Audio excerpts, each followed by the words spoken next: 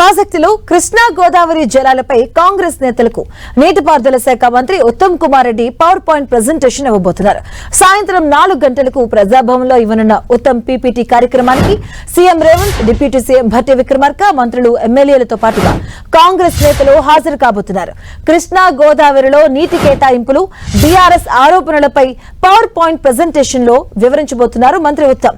2014 నుంచి కృష్ణా గోదావరిలో నీటి వినియోగం, ప్రాజెక్టుల నిర్మాణంతో పాటుగా బీఆర్ఎస్ హయాంలో ఒప్పందాలపై అవగాహన కల్పించనున్నారు.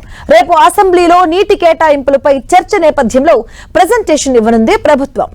ఇక ప్రధానంగా కృష్ణా గోదావరి నదీ జలాలపైనే అసెంబ్లీలో ప్రజలకు పూర్తి స్థాయిలో వివరించే లక్ష్యంతో ప్రభుత్వం సిద్ధమవుతుంది. కృష్ణా గోదావరి బేసిన్ లో ఉన్న అన్ని ప్రాజెక్టులకు సంబంధించి అవగాహన కల్పించడం కోసం ఈ కార్యక్రమాన్ని ఏర్పాటు చేయడం జరిగింది. నీటి పంపకాలు, ఎవరి హయాంలో ఎన్ని వాటాలు తరలించుకుపోయారు, ఏ ప్రాజెక్టుల నిర్మాణం జరిగింది, ఎన్ని ఎకరాలకు సాగునీరు అందింది అన్న విషయాలను Uttam Kumar Reddy power point presentation ద్వారా వివరించబోతున్నారు.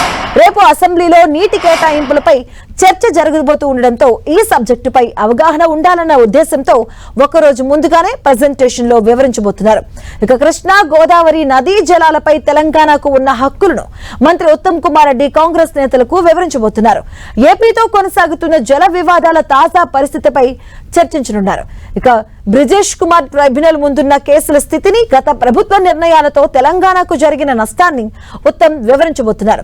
ప్రస్తుత కాంగ్రెస్ ప్రభుత్వం తీసుకుంటున్న చర్యలతో పాటు కొత్త ప్రాజెక్టులు, లిఫ్ట్ ఇరిగేషన్ స్కీమ్లపై ఉత్తమ్ పవర్ పాయింట్ ప్రెజెంటేషన్ లో వివరించబోతున్నారు.